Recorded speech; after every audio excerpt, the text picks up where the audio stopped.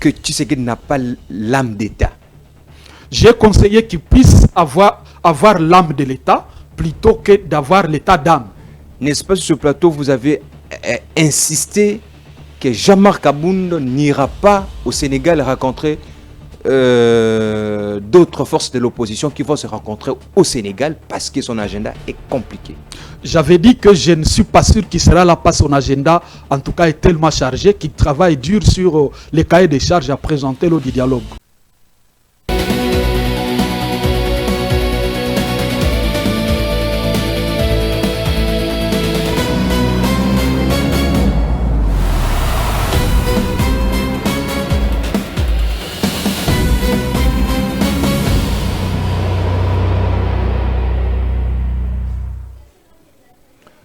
Mesdames et messieurs, bonjour, bienvenue à l'émission au service de la nation de ce jour. Nous avons le réel plaisir d'accueillir pour vous Monsieur Augustin Bissimois, le secrétaire général du parti politique MDVC, Mouvement d'élite pour la démocratie et le vrai changement, un parti politique de l'opposition, de la plateforme de la gauche, qui a vu le jour récemment, présidé par le président Jean-Marc Abound. C'est avec lui nous allons échanger autour de la thématique que vous allez bientôt découvrir après que nous ayons après l'avoir accueilli. Bienvenue, soyez le bienvenu, monsieur Augustin. Merci beaucoup, cher Elias, et merci pour l'invitation. Et je profite de ce micro pour saluer Patrick Lokala et féliciter évidemment à son initiative. Je suis arrivé, j'ai visité, je me rends compte sincèrement qu'il mérite les encouragements parce qu'en fait, quand on voit un jeune qui innove, on s'est dit c'est une très bonne chose parce qu'il faut aussi travailler pour l'indépendance. On sent qu'il contribue avec beaucoup d'efficacité, n'est-ce pas, à l'évolution de la presse dans notre pays. Quand on voit son entreprise ici, on s'est dit c'est une très bonne chose et il faut saluer exactement tout ce que nous voyons ici comme matériel. Nous voyons sincèrement qu'il mérite en tout cas des fleurs, il mérite sincèrement un encouragement. Merci, merci, ça nous va tout droit au cœur. On vous appelle Augustin Bissimois, le secrétaire général du MDVC. Pourquoi Bissimois? Parce que quand j'avais vu le nom, votre présentation, et j'ai vu Bissimois, ça s'apparente avec le rebelle Bissimois qui est dans l'Est de la République démocratique du Congo. Vous êtes de la même famille? Bon, je crois qu'il y a lieu d'éviter peut-être cette confusion parce qu'en fait, vous savez, vous avez Kazadi qui est rebelle dans l'AFC. Vous avez également Kazadi à la CENI, président de la CENI. Et l'ancien Kazadi qui était ministre des Finances. Donc ça n'a rien à voir avec les noms. Il y a Bertrand Bissimois et Augustin Bissimois, ça n'a rien à voir. Merci mesdames et messieurs. Vous avez reçu, vous avez accueilli notre invité. C'était avec monsieur Augustin Bissimois, le secrétaire général du MDVC, que nous allons échanger autour du sujet quel avenir pour les camps de la patrie, l'Est de la République démocratique du Congo, mais aussi l'opposition dans son entièreté. Que l'avenir après la sortie du gouvernement sous Minouadé? Est-ce que l'Est de la République, la paix va se rétablir complètement dans l'Est de la République démocratique du Congo? Est-ce que le camp de la patrie va continuer son combat aux côtés du président de la République ou en intégrant l'opposition? Voilà, c'est avec M. Augustin Bissimois que nous allons échanger autour de cette question. Et je demande directement à notre invité, que lecture faites-vous d'abord en bref après avoir vu que, parce que tout le monde disait que le gouvernement pourrait sortir après le dialogue pour voir comment est-ce qu'on pourrait intégrer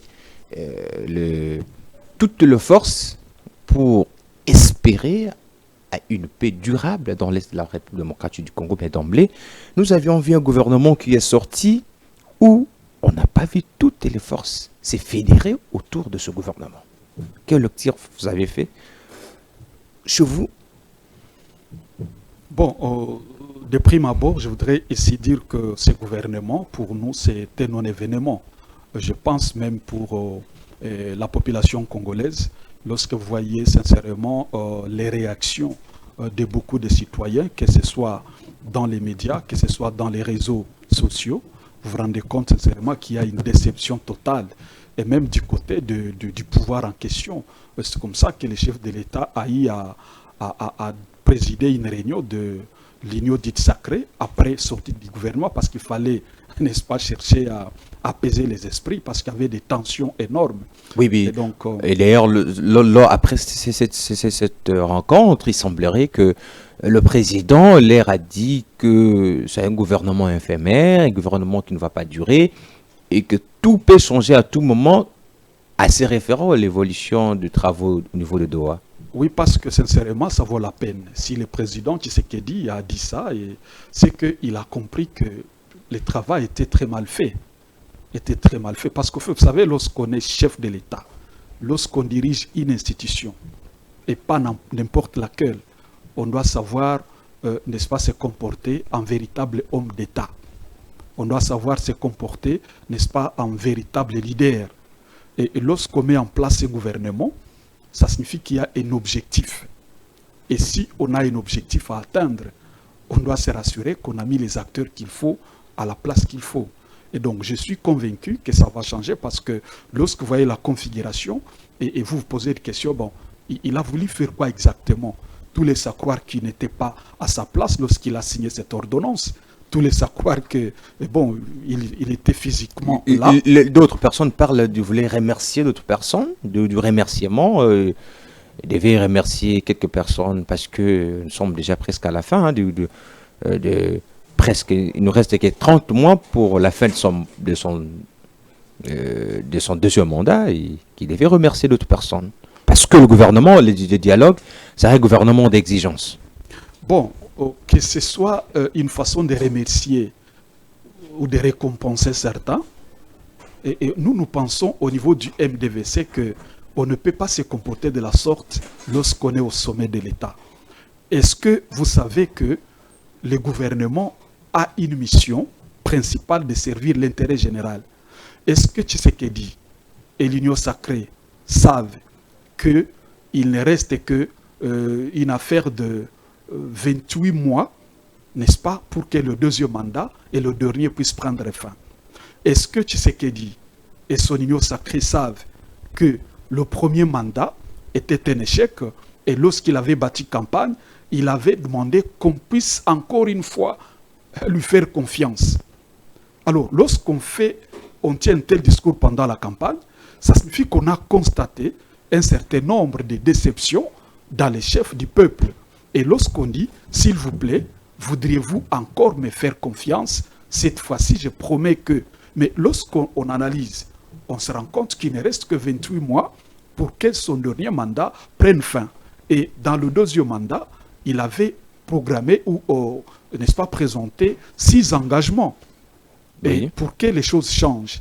Et parmi ces 6 engagements, lorsque vous analysez, il y avait le rétablissement de la paix et de la sécurité. Il avait parlé aussi de la création d'emplois. Mais quand vous analysez rien que les deux là, vous vous rendrez compte sincèrement qu'on n'est même pas au début du commencement, à 28 mois, n'est-ce pas, de son dernier mandat. Et donc ça signifie que si il était un véritable leader, il devait déjà comprendre qu'il a besoin de mettre une équipe qui doit l'aider à essayer d'améliorer sa cote. Parce que dans l'opinion, sa cote, en tout cas, est en dessous de la moyenne. Et pourquoi vous ne le laissez pas travailler? Vous, l'opposition, vous ne le laissez pas travailler, pourquoi? Non, mais qu'est-ce que nous avons fait? Est-ce que c'est l'opposition qui détient les finances publiques de l'État? Vous créez de l'insécurité? Est-ce que c'est l'opposition qui crée l'insécurité? Je vous le concède. Oui. Je vous le concède. Mais je me dis sincèrement, il y a ce qu'on appelle... j'ai parlé de la notion de leadership. J'ai parlé de la notion, n'est-ce pas, d'un homme d'État. Parce qu'un homme d'État n'a pas d'état d'âme. Il a plutôt l'âme de l'État. Alors, le chef de l'État a pris le pouvoir, le pays était unifié. Et donc, Parce que pour ceux qui ne le savent pas, le maintien de la paix fait partie, n'est-ce pas, des objectifs régaliens de tout État en tant qu'acteur, n'est-ce pas, des organisations internationales ou des relations internationales. Et donc, tout État a pour objectif de maintenir la paix et la sécurité. Et donc, quand il prend le pouvoir en 2018, vous avez un pays pacifié, un pays unifié. Et au bout d'un moment, nous sommes au niveau où le pays n'est plus unifié. Et donc, pourquoi il faut mettre ça au dos de l'opposition? Je pense que non. Il est plutôt question de s'assumer. Parce que le mal aussi, c'est d'avoir des leaders qui savent seulement rejeter toutes les responsabilités auprès des autres. Un leader s'assume. Parce que c'est lui qui a l'impérium. C'est lui qui détient tous les moyens régaliens de l'État pour imposer la paix et la sécurité. Comment il doit s'assumer pendant que quand vous avez un dossier avec la justice, et que la justice tire ses conséquences sur le dossier, vous l'opposition, vous sentez frustré et vous partez à l'est de la République pour combattre le pouvoir. Comment, dans cet état des choses, comment il peut s'en sortir? Non, mais écoutez... Pour qu'un opposant qui se sent lésé parce qu'on a attaqué sa famille, mais nous savons qu'un homme politique n'est pas... Quelqu'un n'est plus de la famille, c'est quelqu'un qui a une vision nationale. Donc il peut être énervé que lorsqu'on énerve les intérêts généraux. Mais vous êtes énervé même quand on touche, votre famille, votre immeuble, vos biens, carrés miniers, privés, vous vous énervez et vous vous êtes opposé contre la nation. Dans cet état des choses, est-ce qu'il peut s'en sortir? Non, vous savez, de tels débats désorientent l'opinion. Et ça peut aussi désorienter le pouvoir qui aimerait avoir les idées de l'opposition pour ramener les choses à marcher. Au stade actuel, je vous ai dit, Tshisekedi a mis en place un gouvernement, mais c'est pour quel objectif? L'objectif premier, c'est de servir l'intérêt général. Tout à fait. Parce que ça fait partie, n'est-ce pas, des 4 objectifs de tout État qui veut réellement se confirmer dans le concert des nations. Je vous ai dit que le premier objectif de tout État, c'est de maintenir la paix et la sécurité. Et là, j'ai dit tout État en tant qu'acteur des relations internationales ou acteur des organisations internationales. Le deuxième objectif, c'est le développement. Le troisième, n'est-ce pas, c'est servir l'intérêt général. Et donc, lorsqu'on analyse tout ça, on s'est dit que dans la notion de la formation de l'État, on a supposé que l'État signifie un regroupement, n'est-ce pas, de tout le monde, mais on s'est dit que tout le monde ne saura pas diriger la chose de tous et qu'il faut donner la responsabilité à une catégorie de personnes pour gérer la chose de nous tous. Bien sûr. Et c'est comme ça qu'on a créé l'État. Et donc, lorsque vous interrogez par exemple Thomas Hobbes et bien d'autres, ils vous disent sincèrement que lorsque le président est là, il dirige la chose de tous. Il a une mission principale de servir l'intérêt général. Et donc, il a des moyens pour ça. Et les moyens qu'il a, ce sont les moyens, n'est-ce pas, que l'État lui donne, que la population lui donne en termes d'impôts et de taxes. C'est lui qui gère ça à travers les trésors publics. Et donc, comment ça se fait? Nous avons un budget qui est voté par le peuple à travers sa représentation au niveau du Parlement. Ce budget, n'est-ce pas, a 2 tableaux ou 2 parties. Le premier, ce sont les dépenses et la deuxième partie, ce sont les recettes.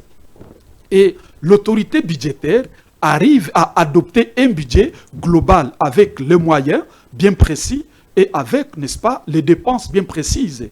Et ces dépenses vont tourner autour de beaucoup de choses, notamment comment payer les fonctionnaires, comment exécuter certains projets en faveur de la population. Et le Conseil des ministres a pour mission principale de pouvoir discuter sur toutes ces questions de façon à orienter les projets qui ont été acceptés ou adoptés lors du vote du budget. Et donc, qui est-ce qui dirige le Conseil des ministres? C'est le président de la République. Chaque vendredi, tenez, cher Elias, il y a Conseil des ministres. Ça signifie qu'il y a une réunion hebdomadaire où le président public rencontre son gouvernement. Et dans cette réunion, qu'est-ce qu'on y fait? Voici ce que moi je pense. Sous d'autres cieux, le président de la République arrive, il demande à chaque ministre de présenter différents projets que le ministre aimerait implémenter dans son secteur. Et qu'est-ce qu'on fait là? Le président écoute. S'il ne peut pas adopter séance tenante, il note et il amène le projet dans son cabinet pour examen approfondi à travers son cabinet et ses experts qui sont là. Lorsque les experts ont passé, n'est-ce pas, à peine fin les projets, eh bien, on donne au président. Et lui, maintenant, à la séance prochaine, il vient et dit, Monsieur le ministre des Infrastructures, nous avons adopté ton projet de construction, n'est-ce pas, ou de réadaptation de la route XY à hauteur d'autant de kilomètres pour autant, n'est-ce pas, pour tel montant, selon ce que le budget l'a prévu. Et donc, lorsque le président au Conseil des ministres a adopté, selon que le Parlement aussi l'a adopté, il faut maintenant procéder à la passation de marché public. Qui est-ce qui va exécuter? Lorsqu'on a trouvé une entreprise qui va exécuter, on lui donne un chronogramme. On lui donne également les fonds parce que les fonds sont déjà là et prévus pour ça. Mais d'où vient que, après adoption du projet, d'où vient que, après passation de marché public, d'où vient que le projet n'aboutisse pas alors que les moyens ont été décaissés? Où est la place de l'opposition dans ça? Où est la place de l'opposition dans le lancement des projets et le décaissement des fonds et que les projets ne puissent pas aboutir? Et donc, où est la place de l'opposition lorsque le chef de l'État n'est pas capable de se rendre compte qu'un projet adopté au Conseil des ministres, adopté au budget, reçu, n'est-ce pas, en termes de financement, et que ce projet n'aboutisse pas, et que le président ne soit pas capable, n'est-ce pas, d'interpeller son ministre? Où est la place de l'opposition dans ça? Je pense qu'il y a un problème de leadership responsable. Parce qu'on vous dit, en management, je vais atterrir. Tshisekedi n'est pas un bon leader. Non, sincèrement, il n'est pas un bon gestionnaire. Il faut qu'on le dise tel que... Tshisekedi n'est pas bon gestionnaire. Non, non, pas du tout. Je suis sûr que si vous aviez une boutique et qu'il était votre gestionnaire, je suis sûr, honnêtement, Elias, que vous alliez le révoquer dans 48 heures. Tenez, un chef de l'État, pour bien gouverner, il doit avoir 3 choses très importantes. Et ça, nous ne cessons de les dire au niveau du MDVC. Il doit avoir le vouloir-faire. Il doit avoir le savoir-faire et le savoir-faire-faire. Et donc, s'il n'a pas ces 3 éléments, sincèrement, ça va capoter dans sa gouvernance. Et qu'est-ce qu'on constate chez le président Tshisekedi? On sent, moi, personnellement, ça n'engage que moi, je vois un homme qui a le vouloir-faire. Parce que si vous analysez, nous avons au niveau du MDVC tous ces discours tenus, n'est-ce pas, au Congrès, chaque fin de l'année. Et dans chaque discours, il y a des promesses énormes, toute une ribambelle de promesses. Et qui n'ont jamais été respectées. Pas du tout. Plutôt aucune promesse n'a été respectée dans tous ces discours-là. Non, je ne peux pas dire aucune promesse. Oui. J'aspire à être un homme d'État. Je ne peux pas dire qu'aucune n'a été respectée. Mais je suis au niveau de l'évaluation, sur les 100%, il ne manquerait pas quand même 10% réalisé. Ça, je ne peux pas quand même dire. Vous êtes au courant que Kinshasa, présentement, est en plein chantier? Je suis en train de dire que oui. Je ne peux pas dire que rien n'a été exécuté dans toutes ces promesses. J'ai dit que s'il y a 100% des promesses, il ne peut pas lui manquer 10% ou 9% qui ont été, n'est-ce pas, exécutés. Et donc, j'étais en train de dire que les vouloir-faire, nous savons les voir, n'est-ce pas, dans ces déclarations. Lorsqu'il parle, sincèrement, vous sentez quelqu'un qui a le vouloir-faire. Vous pouvez même lire en lui quelqu'un qui a un esprit patriotique. Mais décidément, dans les faits, vous trouvez qu'il y a un problème. Il y a en tout cas une certaine dichotomie. Qui bloque maintenant? Dans les faits. Qui bloque c'est que vous ressentez en lui la bonne volonté qu'il a. Mais blocage. Sur la réalisation ne concorde pas avec le dire. Qu'est-ce qui bloque? Ce qui bloque, c'est qu'il lui manque le savoir-faire et le savoir-faire. Parce qu'en management, c'est-à-dire le savoir-faire signifie il faut avoir une vision. Savoir-faire. Le savoir d'abord, c'est avoir la vision. Qu'est-ce que vous voulez faire exactement? Si vous connaissez ce que vous voulez faire exactement, vous les ferez bien et vous allez les faire faire. Le savoir-faire faire signifie en management que le chef ne fait pas, mais il fait faire. Il fait travailler les autres. Maintenant où nous sommes en train de passer cette émission, Patrick Lokala n'est pas ici. Mais les choses se passent très bien. Pourquoi? Parce qu'il a su mettre en place une équipe qu'il faut, à la place qu'il faut. Laissez-moi vous dire sincèrement que, Elias, vous êtes bien apprécié dans l'opinion par rapport à votre travail de la presse. Merci. Je viens de voir également les techniciens aguerris. Et donc, mais là où il est à l'aise. Parce que sincèrement qu'il a déjà ce qu'on appelle la distribution des tâches. Là, nous sommes dans l'école de Charles Taylor. De la job description. Bien évidemment. Charles Taylor vous dit qu'il faut savoir faire la distribution des tâches. Ce qu'on appelle en management les qui-qui-o-sait. Qui va faire quoi, où, quand et comment il va le faire. Et donc, tout ça, lorsque Tu sais qu'il ne connaît pas ça. Non, mais je me dis sincèrement qu'il ne faut pas tromper le chef de l'État. Il faut lui dire la vérité. Il le fait très mal.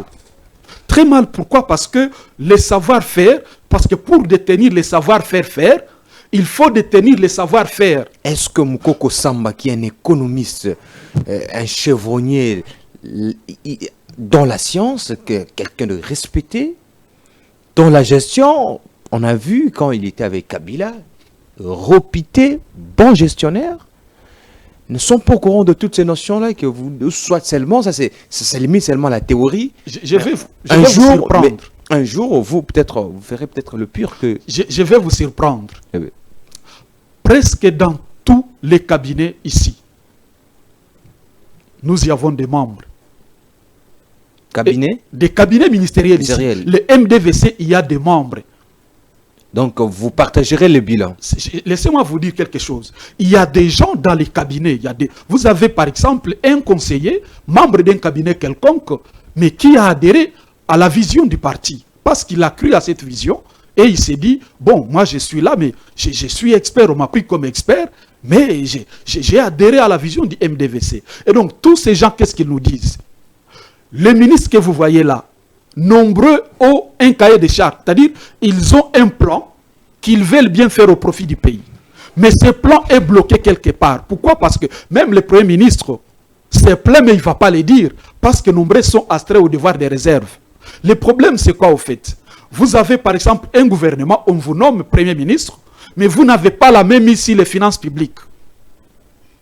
Parce que le ministre des Finances ne collabore qu'avec le président public, c'est fini. Merci beaucoup, monsieur. Comment pensez-vous qu'avec ça, ça peut marcher? Et donc, vous avez des premiers ministres qui ne sont que des commissaires d'État. Nous allons revenir peut-être à la fin.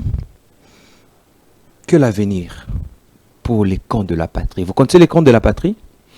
Bon, les camps de la patrie, d'abord, sincèrement, je ne sais pas... Non, si vous connaissez ces mouvements politiques. Je crois ne pas connaître cela parce que j'ai entendu dire. Je peux vous informer. J'ai entendu dire. C'est un mouvement créé par Martin Fayoulou qui est à la tête de cette opposition, de ces mouvements plutôt. Et ce mouvement pour accompagner les efforts du gouvernement pour établir la paix dans l'Est de la République démocratique du Congo. Et l'opposition, une partie de l'opposition a accepté de rencontrer le chef de l'État pour qu'ils discutent ensemble afin que la paix soit rétablie dans l'Est de la République démocratique du Congo. Et ce mouvement est appelé Camp de la Patrie, dirigé par Martin Fayoulou. Que vous êtes, je pense que vous êtes aussi membre, parce que vous êtes aussi de l'opposition. Bon, nous, au niveau de la coalition de la gauche congolaise, présidée par Jean-Marc Kabound, nous avons considéré cet appel de Martin Fayoulou comme un appel qui veut encore mettre, n'est-ce pas, de l'huile au feu. Parce que lorsqu'on parle des camps de la patrie, on divise, c'est-à-dire on crée des camps. Soit vous êtes de la patrie, soit vous n'y êtes pas. Parce qu'on est déjà, naturellement, lorsqu'on est congolais, on a déjà sa patrie. Lorsqu'on est congolais, on ne peut plus avoir une autre patrie à part la RDC comme la patrie congolaise. N'en déplaise évidemment à ceux qui ont double nationalité comme ceux qui nous dirigent aujourd'hui. Et donc, le problème, c'est que les camps, c'est tous les Congolais, c'est-à-dire la Constitution à son article 10, lorsque déjà il vous parle nous en avons ici, nous avons la bien Constitution. évidemment, Oui, oui. lorsqu'il vous parle de la nationalité congolaise, ça signifie que tout Congolais déjà est dans son camp. Et le camp de la patrie, c'est les membres de ces camps, ce sont les Congolais. Et donc, maintenant là, nous sommes en train de chercher la paix et la cohésion nationale. On a besoin, s'il y a des brebis égarées, on a besoin que tous ces brebis égarés reviennent aussi à la maison. Et donc, on ne peut pas aujourd'hui prétendre mettre en place un camp de la patrie et un camp de quoi? C'est vrai qu'on sait bien évidemment que le pays est victime d'une agression rwandaise. Et cette agression rwandaise-là, il ne faut pas qu'on perde de vue. C'est ce qu'on a manqué à dire à Tshisekedi depuis très longtemps. Nous avons une crise qu'on appelle conflit, n'est-ce pas, national, mais internationalisé. Et avant que les conflits que nous avons aujourd'hui soient internationaux, il a d'abord été national. Et c'est comme ça qu'il se ramifie déjà à l'extérieur, à travers, n'est-ce pas, le Rwanda, qui essaie un peu d'accompagner les M23 et l'AFC, qui sont, n'est-ce pas, des citoyens congolais. Et donc, quel avenir maintenant? L'avenir, c'est que... L'avenir du camp de la patrie après la sortie du gouvernement Soumino Adé. Non, d'abord c'était un monstre. Comme c'était un monstre... Parce que nous avions vu Epenge passer sur TV5 disant qu'il ne pouvait pas aller là-bas, figurer dans ce gouvernement parce qu'il n'y avait pas un dialogue. Fayoulou également a répété plusieurs fois qu'il ne pouvait pas manger seul, il ne pouvait pas aller là où les Congolais ne se retrouvent pas. Parce que selon eux, selon la Monka, il devrait d'abord y avoir un dialogue avant la sortie du gouvernement pour qu'ils se disent des vérités. Maintenant, le gouvernement est sorti sans Martin Fayoulou, sans le camp de la patrie. Et maintenant, quel avenir pour ces camps de la patrie? Nous ne pouvons pas ignorer que Martin Fayoulou est une force de l'opposition, qui a vraiment sa force, qui est reconnue, une force reconnue de l'opposition. Et maintenant, quel avenir pour ces camps? Pour l'opposition en général. Parce que dans ce même sujet, excusez-moi de prendre un peu des préoccupations à la fois, nous avions vu qu'au Sénégal, les opposants vont se regrouper et que Martin Fayoulou est exclu. On l'a chassé, on a dit que vous ne pouvez pas venir. Certains leaders de l'opposition disent que Martin Fayoulou ne peut pas se retrouver avec nous au Sénégal, là où toute l'opposition congolaise va se rencontrer pour discuter les questions du pays. Quel avenir pour Martin Fayoulou? D'abord, s'agissant de l'avenir du camp de la patrie, je ne peux pas savoir l'avenir d'une grossesse dont je ne suis pas auteur. Je pense que seul Martin Fayoulou peut savoir l'avenir, n'est-ce pas, de son camp de la patrie. Il est maintenant du pouvoir ou de l'opposition? C'est ce qu'ils sont en train de dire, que je ne peux pas savoir déterminer l'avenir d'une grossesse dont je ne suis pas auteur. Et donc, ici, nous, au niveau de la coalition de la gauche congolaise, nous avons fait une proposition depuis très longtemps.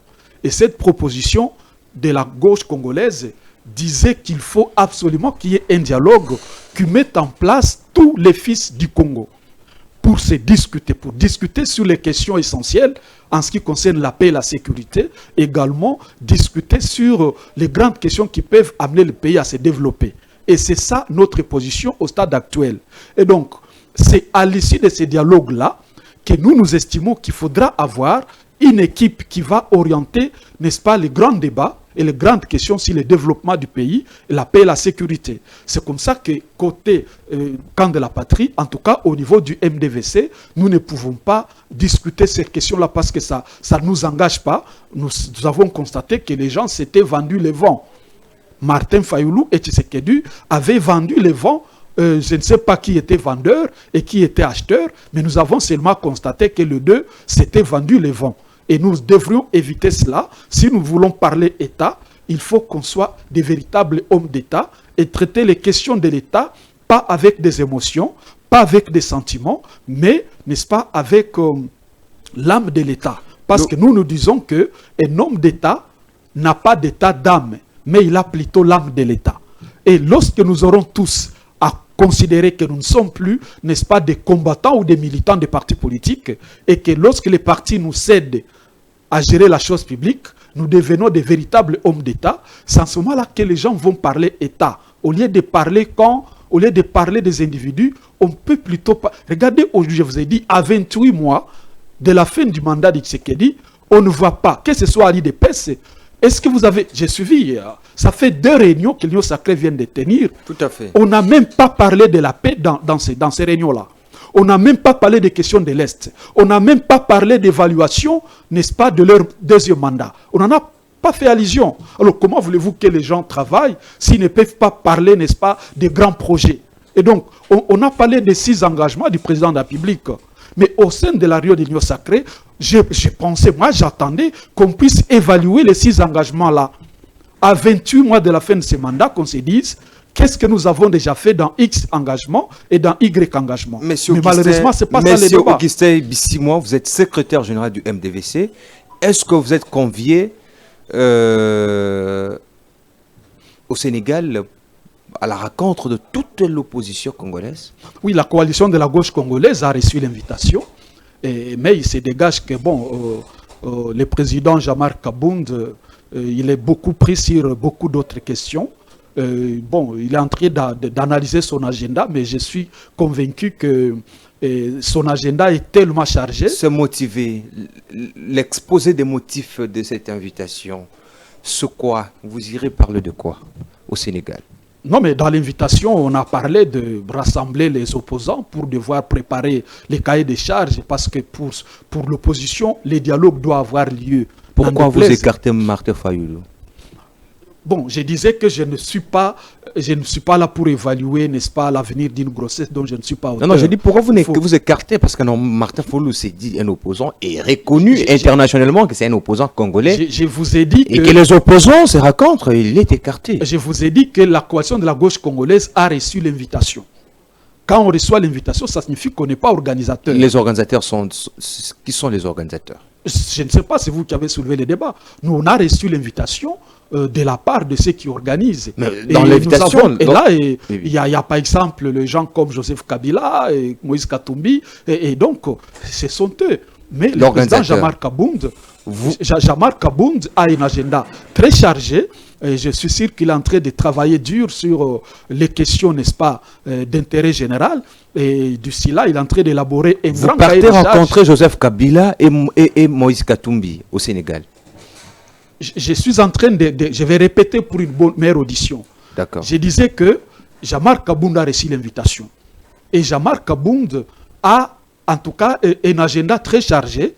Je suis convaincu qu'avec son agenda, il ne trouvera pas le temps pour être là. Et je ne sais pas encore qu'est-ce qu'il en pense, mais je suis convaincu que l'agenda qu'il a, tellement chargé, parce qu'il est en train d'élaborer avec une grande équipe de la coalition de la gauche congolaise un cahier de charges, et que la coalition de la gauche congolaise, une plateforme de la gauche qui parle de la social-démocratie, qui discute sur les questions importantes, n'est-ce pas, relatives au combat, qui va dans le sens à gérer les questions d'intérêt général, et surtout à combattre les inégalités sociales. Ils sont en train de travailler sur un cahier de charges énorme à apporter au dialogue. Et donc, je suis convaincu qu'il n'aura pas... mais son agenda ne va pas tolérer. Lorsque j'ai suivi l'opposant Mike Moukebaï, l'ancien député provincial de Kinshasa, qui a dit que cette réunion, c'est parmi les matières que vous allez discuter, c'est comment est-ce qu'élaborer un cahier de charges les matières qui seront traitées au dialogue pour que vous soyez et une opposition, que vous ne soyez pas divisés. Mais là, il y a certains leaders de l'opposition qui se prétendent déjà chargés, qui n'iront pas, qui ne vont pas prendre part, et d'autres qui se disent de rebelles, mais qui vont revenir. Comment? Parce que même au sein de l'opposition, nous avons assisté, nous sommes journalistes, on vous a reçu ici. L'opposition de Jean-Marc Kabound qui venait attaquer l'opposition de Kabila, l'opposition telle qui s'attaquait. Vous étiez en guerre entre vous à l'opposition. Alors, on ne sait pas comment vous situez, comment vous allez vous avez bien réfléchi, vous fédérez pour vous faire une opposition. Et maintenant, certaines sont exclues, comme Martin Fayoulou, que non, il ne peut pas prendre part parce qu'il a rencontré le chef de l'État. Jean-Marc Abound, grand leader de la coalition de la gauche, son agenda semblerait être compliqué pour qu'il se présente. Comment vous allez faire pour qu'une opposition soit une? Bon, d'abord, je dois vous dire que si l'opposition doit être unie, les travaux ont déjà commencé avec la coalition de la gauche congolaise, dont le docteur Justin Moudekereza, avec l'MDVC, est un des membres fondateurs. Et donc, le travail qui a déjà commencé d'unifier l'opposition, c'est un travail qui commence d'abord par l'unification autour des idées et autour de l'idéologie. Et nous, au niveau de la coalition de la gauche congolaise, nous sommes en train de rassembler tous les partis politiques de la gauche, c'est-à-dire tous les partis qui prônent la social-démocratie comme idéologie. Et donc, c'est comme ça que désormais, avec la coalition de la gauche congolaise, nous sommes déjà autour d'une vingtaine de partis politiques et d'autres qui estiment qu'ils prônent... Vous êtes dans les dizaines. Vingtaine, oui, j'ai dit vingtaine de partis politiques. Mais nous en avons plus de 900. Non, moi je suis en train de dire que nous sommes au début. Oui. Nous sommes au début, depuis le lancement qui a eu lieu récemment, nous sommes déjà à une vingtaine de partis politiques et d'autres organisations de la société civile qui adhèrent. Et donc tous ceux-là qui prônent la social-démocratie sont les bienvenus au sein de la coalition de la gauche congolaise. Parce que nous avons refusé qu'on ne puisse plus, n'est-ce pas, dire l'unité, mais autour du néant, autour des individus. Désormais, l'unité en RDC devrait se faire autour des idées, autour de grandes thématiques, mais pas autour des individus. C'est comme ça que nous avons lancé un appel à tout parti politique qui estime qu'il prône la social-démocratie, qu'il est de la gauche, de venir rejoindre la coalition de la gauche congolaise. Et donc, nous ne sommes plus là et disposés à aller, n'est-ce pas, dans une union dans laquelle on ne parle pas idéologie. Regardez comment l'union sacrée se perd. Vous avez 7 ans de gouvernance. Mais vous perdez, n'est-ce pas? Vous ne savez pas vous retrouver sur quoi que ce soit dans tous les secteurs de la vie nationale. C'est un problème. Et pourquoi? Parce que là, vous avez les fédéralistes au sein de l'Union sacrée, vous avez également les unitaristes, mais qui vont ensemble. Mais est-ce que vous imaginez qu'on puisse avoir... Vous avez également Germain Kambinga, qui est du centre à l'Union sacrée. Donc vous vous rendez compte sincèrement que cet amalgame-là, c'est ce que nous ne voulons plus au niveau de la question de la gauche congolaise. Le président Jean-Marc Abound, avec les autres qui ont compris, qui ont créé la coalition, comme le docteur Justin, se sont dit, unissons-nous autour des idées. Pourquoi après le départ de l'UDPS dans l'opposition, l'opposition est quasiment inexistante en RDC? Je ne sais pas qu'est-ce que vous appelez opposition inexistante. Alors elle est quasiment vous m'avez invité, je suis là. Non, parce qu'à l'époque, quand l'UDPS était opposant, on sentait le fédéralisme des opposants. On sentait les opposants étaient vraiment un tout. Pour combattre le pouvoir en place, le pouvoir de Kabila. D'abord, il y a mais maintenant, une opposition dispersée, une opposition derrière le bien des banques, une opposition derrière le poste, une opposition... On ne sait plus situer l'opposition présentement. Est-ce qu'avec cette opposition, réellement, si un jour l'UDPS voudrait s'éterniser au pouvoir, est-ce qu'avec cette opposition, vraiment, on pourrait chasser un pouvoir dictatorial? Non, je vais vous dire d'abord qu'il ne faut pas que l'opinion retienne que l'UDPS était une bonne opposition.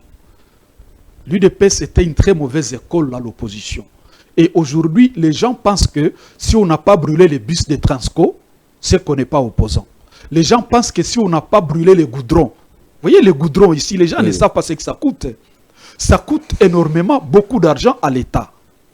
Et la route là que vous voyez, ça fait partie, n'est-ce pas, des biens publics.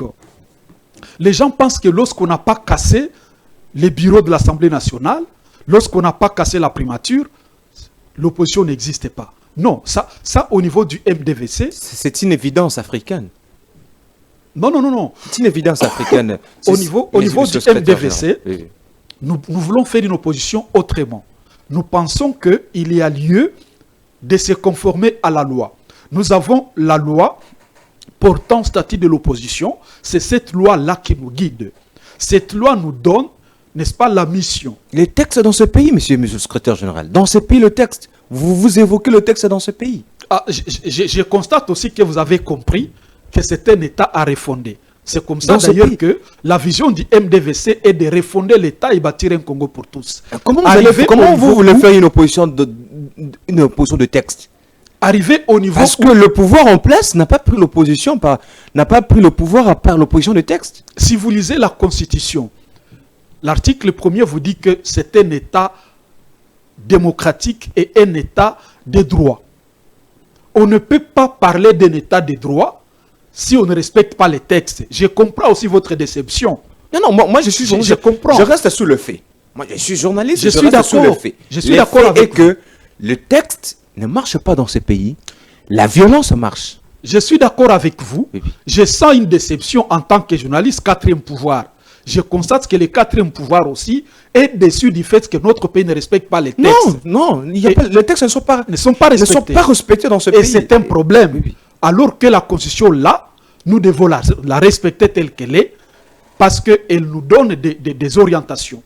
Et nous dit, la RDC est un État démocratique et indépendant, est un État de droit. Alors, on ne peut pas parler d'un État de droit si on ne sait pas respecter les textes. C'est comme ça même que je vous ai dit que le budget de l'État est piétiné. Ce n'est pas le budget qu'on vote à l'Assemblée nationale qui est exécuté. Et tout ça, c'est un problème. Alors, qu'est-ce qu'il faut faire? Est-ce qu'il faut brûler les pneus? Est-ce qu'il faut, n'est-ce pas, casser les bus que nous avons achetés nous-mêmes? Il y a des prestations pacifiques. Et c'est ce que j'ai dit. Il y a des prestations pacifiques, monsieur. Voilà, c'est ce que nous donne, n'est-ce pas, le pouvoir, c'est le pouvoir que nous donne la loi portant statut de l'opposition. Et cette loi-là a tracé la marche que l'opposition doit suivre. L'opposition doit donner des critiques. Et maintenant, là, je sais que votre chaîne est très suivie. Et le pouvoir, un pouvoir bien organisé, doit avoir un bureau d'études, n'est-ce pas, des experts capables de pouvoir suivre les opposants. Quand un opposant parle, lorsqu'il n'est pas dans le verbiage, lorsqu'il développe les éléments importants qui peuvent aider l'État à se développer, ce bureau d'études a pour mission de noter les éléments importants. Je viens de donner des enseignements importants ici. J'ai parlé ici des moyens d'action, n'est-ce pas, d'un État. J'ai parlé ici des objectifs d'un État en tant qu'acteur, n'est-ce pas, des relations internationales et des OI. Mais maintenant, si on nous a suivis... Monsieur le secrétaire... Deuxième élément, je vais citer pour dire que cette loi nous demande également de formuler des propositions concrètes. Et si vous allez à la présidence, en termes d'enquête, en tant que journaliste d'investigation, vous posez la question sur les correspondances que le MDVC a déjà adressées au président en termes de propositions. Je suis convaincu que s'il se livre à cet exercice de pouvoir quantifier... J'ai vu, mais récemment, vous avez adressé une lettre pour le président de la République. Voilà. Mais qui n'est pas suivi. C'est ce que je vous ai dit. C'est un problème d'homme. Ce n'est pas suivi. C'est un problème d'homme. Parce qu'en réalité, le président Justin a écrit... Il nous faut 1000 lettres. Alors, les Congolais, la misère continue, la souffrance continue dans ce pays. Vous continuez à adresser des lettres. La population continue à souffrir. Vous adressez des lettres. La population continue à souffrir. Est-ce que c'est une bonne manière de sauver cette population que vous prônez, être leur gardien, être leur porte-parole? Et donc, si vous analysez très bien, il y a d'ailleurs le président Moudekereza, le président de notre parti, a écrit au président Donald Trump. Et ça fait une semaine, il a reçu la suite. Maison Blanche signé Donald Trump qui a écrit au docteur Justin Moudekereza parce qu'il avait écrit un livre sur les minerais critiques et l'accord qui va être signé bientôt. Et une semaine a suffi pour que le président Trump puisse écrire. Et cette correspondance-là, si vous la lisez, c'est la signature du président lui-même. Ce n'est même pas son cabinet, ce n'est même pas les directeurs de lui-même signe. Il écrit au docteur Justin Moudekereza. Vous voyez les gens qui ont compris. Mais au niveau de notre pays ici, Tshisekedi a plus de 1000 conseillers. Mais on ne sait pas acquérir réception d'une correspondance qu'on a adressée. Maintenant, si on ne sait pas lire et on ne veut pas lire, quand est-ce qu'on va lire ce qu'on appelle il y a ce qu'on appelle rapport d'État. C'est-à-dire, dans tous les pays, les territoires, les AT, doivent adresser ce qu'on appelle état du territoire au gouverneur. Les gouverneurs doivent écrire ça au ministre de l'Intérieur chaque jour, et le ministre de l'Intérieur doit adresser chaque jour ce rapport au président public pour lui donner l'état de tous les pays. Alors, s'ils ne veulent pas lire, comment ils vont comprendre l'état de la République?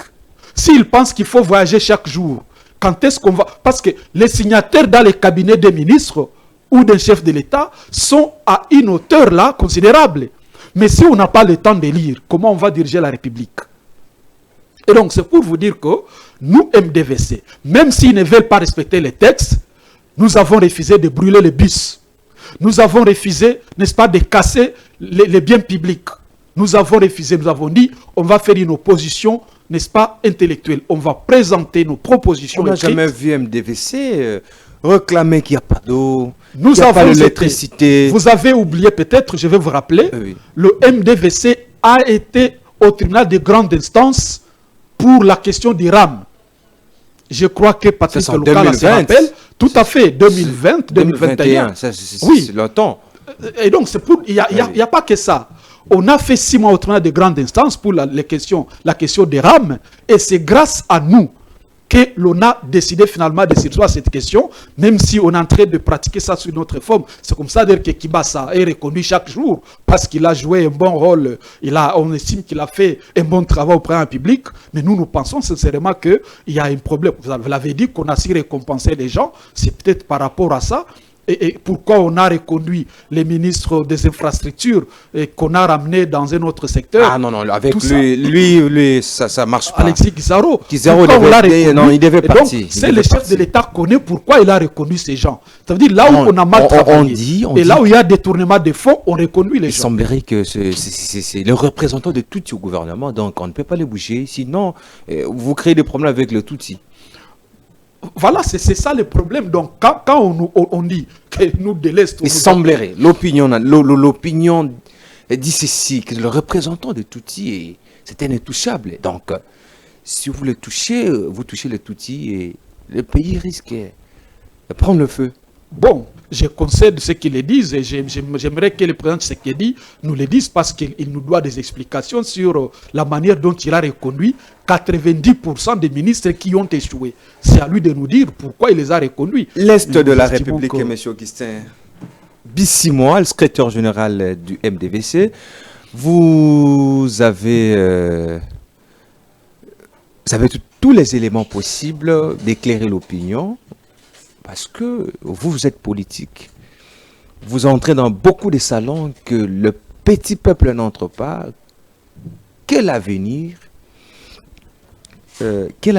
pour l'Est de la RDC après la sortie du gouvernement? Parce que on y attendait, on s'attendait qu'après le dialogue, Kabila sera appelé, Corneille Nangaa sera appelé, toutes les forces armées, parce que nous en avons, après que Goma soit occupé par les rebelles, il y a plus de 200 groupes armés qui se sont créés après l'occupation de Goma. On pensait que toutes ces forces-là, toutes ces armées-là seront appelées pour le dialogue. Et après ces dialogues, on pourrait sortir un gouvernement réellement d'union nationale, parce que là, l'opposition militaire sera là, l'opposition non militaire sera là, le pouvoir en place, la société civile en place, et jusqu'à là, toutes les couches de la population représentée et qu'on devait estimer à ce gouvernement un gouvernement réellement d'union nationale. Et on a vu ces gouvernements sortis qui, selon d'autres sources, disent, certaines sources disent que ce n'est pas un gouvernement d'union nationale. Quel avenir maintenant pour l'Est de la République démocratique du Congo? Parce que les Nangaa ne sont pas toujours appelés au dialogue et que le gouvernement est là. Bon, je crois que la question de l'Est, c'est une question épineuse qui nécessite sincèrement que les gestionnaires du pays puissent avoir ce que j'ai appelé ici la notion des hommes d'État. C'est très important. La notion question des hommes d'État. Oui, j'ai dit ici que... Ceux qui gèrent. Oui, ceux qui gèrent la République. Principalement le président. J'ai dit ici qu'un homme d'État n'a pas d'état d'âme. Il a plutôt l'âme de l'État. Si on gérait cette question en homme d'État, je vous dis sincèrement, on l'aurait déjà épuisé. On aurait déjà réglé la question de l'insécurité dans la partie est du pays si, au fait, on en gérait comme un homme d'État. Mais on l'a géré comme un combattant d'un parti politique.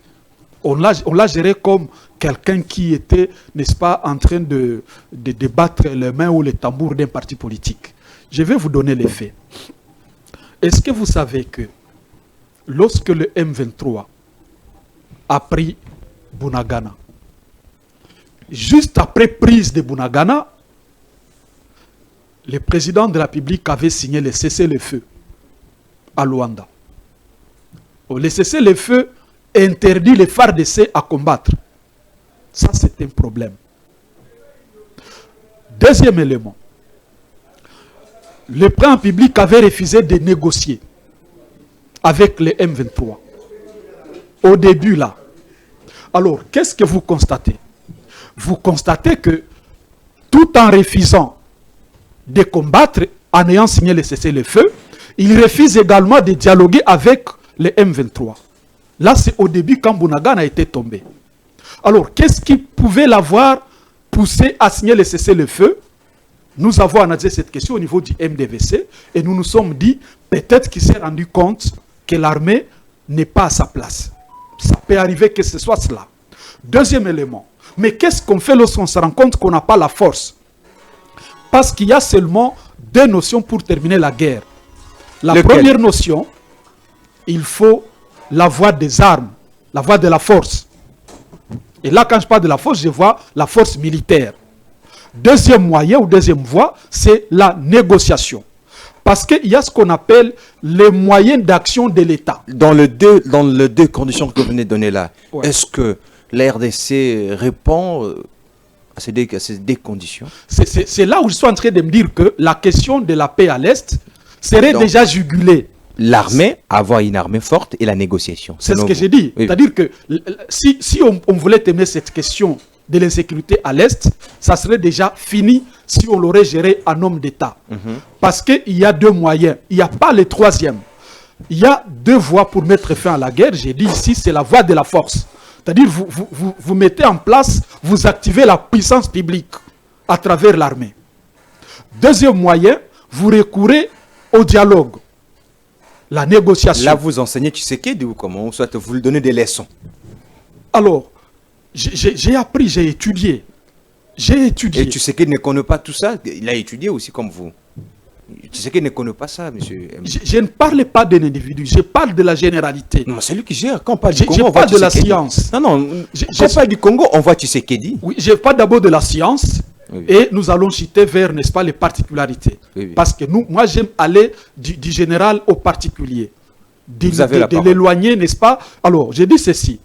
Comme il y a deux voies pour terminer la guerre, si l'on se rend compte que la première voie, la force, n'est pas efficace, automatiquement, on bascule vers la deuxième voie, qui est la négociation. Or, la négociation fait partie des 4 moyens d'action que tout État doit avoir. Et parmi les 4 moyens d'action de tout État, en tant qu'acteur des relations internationales, vous avez d'abord la diplomatie comme premier moyen d'action. Deuxième moyen d'action, vous avez, n'est-ce pas, la coopération internationale. Troisième moyen, vous avez la négociation. Et quatrième moyen, vous avez la collaboration. Ça signifie que la négociation a déjà existé depuis très longtemps, et tout État devrait considérer ces moyens comme un de ces moyens d'action pour asseoir la paix et la sécurité. Parce que la paix et la sécurité fait partie des objectifs de tout un État. Et l'objectif A, qu'est-ce que j'ai dit? L'État a 4 objectifs, n'est-ce pas? Pour activer ces moyens-là d'action, c'est pour atteindre 4 objectifs. Le premier objectif, c'est asseoir la paix et la sécurité. Le deuxième objectif, n'est-ce pas, c'est servir l'intérêt général. Le troisième, c'est asseoir la puissance publique. Et le troisième objectif, n'est-ce pas, c'est le développement. Mais maintenant, nous sommes en face d'un chef de l'État, Tshisekedi, qui a signé le cessez-le-feu lors de la prise de Bunagana, interdisant aux FARDC de combattre. Entre-temps, quand vous refusez de combattre, sous d'autres cieux, on devrait activer les moyens d'action, dialogue ou négociation. Mais là aussi, il a verrouillé. Il a dit, je ne vais pas me battre. Et aussi, il dit, je ne vais pas dialoguer. En 2023, sur Top Congo, il annonce la guerre. Il a dit que les procès sont à Doha. Les procès sont à Doha. Je suis en train de parler des faits. Il a évolué jusqu'à ce qu'on a pris, le M23 a pris la ville de Goma et la ville de Bukavu. Et c'est seulement maintenant là, après que l'ennemi ait contrôlé les deux grandes villes là, qu'il accepte de négocier maintenant avec le M23. Et là maintenant, il est à Doha. Est-ce que vous vous rendez compte? Et donc, est-ce que je peux le sacrifier d'avoir accepté? J'ai dit non. Je peux le féliciter d'avoir compris que ça valait la peine. Mais aussi, je peux le reprocher en tant que chef de l'État qui dirige le pays, la chose publique, la chose de tous, qui me représente là, parce qu'il représente mes intérêts en tant que citoyen congolais, parce qu'il est mon président aussi. Dès lors qu'il est chef de l'État, validé par la Cour constitutionnelle, pour nous, au niveau du MDVC, c'est lui le président public, on n'en a pas deux. Mais il n'est pas président de lui-même, et il n'est pas non plus président de l'IDPS, il est président de toute la République, y compris tous les citoyens, parmi lesquels Augustin Bissimois. Et donc, tout ce que je peux reprocher, c'est de n'avoir pas compris que la négociation fait partie des moyens d'action que l'État dispose pour asseoir, n'est-ce pas, la paix et la sécurité comme un des 4 objectifs, n'est-ce pas, de tout État en tant qu'acteur des relations internationales. Là, je parle sous le contrôle des experts en matière de relations internationales qui comprennent cela. Et donc, c'est pour vous dire que... Qu'est-ce qu'il faut faire maintenant? Qu'est-ce qu'il doit faire au stade actuel où il négocie, où les deux villes sont déjà prises par les ennemis? Qu'est-ce qu'il doit faire? Lorsque on se rend compte que la voie militaire balbutie, on ne peut faire qu'aller dans la négociation. Et c'est comme ça déjà qu'il est à Doha. Nous félicitons, nous encourageons qu'il ait compris. Mais il faudra travailler dur sur les dialogues à l'interne. C'est très important. C'est comme ça que, d'ailleurs, après les élections de 2023, en janvier déjà, 2024, le docteur Justin, qui est le président de mon parti MDVC, avait tenu un point de presse à CEPAS où il a dit au président Tshisekedi de faire très attention, il ne faut pas qu'il célèbre la victoire, qu'il n'oublie pas que, il ne faut pas qu'il oublie qu'un peuple déchiré de l'intérieur sera toujours humilié de l'extérieur. Et donc, il a conseillé qu'on puisse réunir tous les fils et toutes les filles du Congo autour d'une table afin de parler Congo et d'avoir un point de vue commun. Aujourd'hui, on peut bon faire la diplomatie. Mais lorsque vous avez les gens qu'on est en train de malmener ça et là, mais ils ont aussi leurs salons internationaux dans lesquels ils sont audibles. Si chaque opposant malmené a un salon international dans lequel il est accepté, lorsque le président Tshisekedi vient dans ce salon-là, il parle État, on les reçoit tapis rouge. Lorsqu'il sort, un autre entre, il dit autre chose. Vous voyez que ça ne va pas profiter la République. C'est comme ça que nous avons conseillé au président Tshisekedi. Et s'il me suit, je sais qu'il me suit, qu'il comprenne que l'importance de parler le même langage. Vous pouvez lui adresser le message si vous avez. Parce qu'on a vu la lettre, vous lui avez adressé la lettre récemment ici. Oui, le micro aussi, vous pouvez.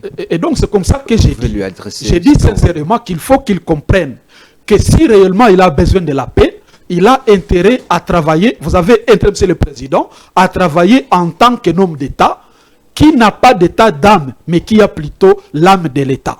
Ça signifie qu'à un niveau donné, les sentiments, il ne faut pas qu'on vienne vous dire il faut écraser X, il faut écraser Y. Vous allez perdre beaucoup de temps en voulant écraser Y et X, mais tout ce temps que vous perdez, vous n'allez pas les récupérer. Vous n'avez que 5 ans de mandat. Et aujourd'hui, il ne vous reste que 28 mois pour que le deuxième mandat se termine.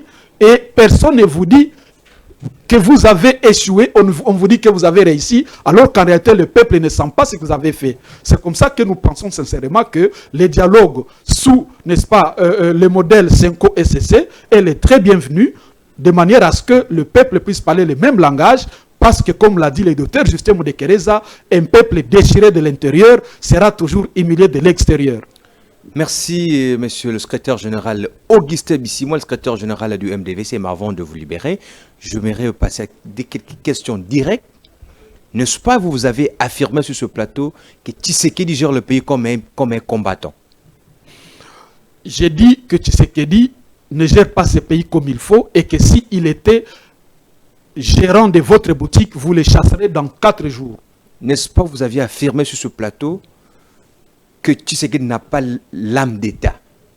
J'ai conseillé qu'il puisse avoir l'âme de l'État plutôt que d'avoir l'état d'âme.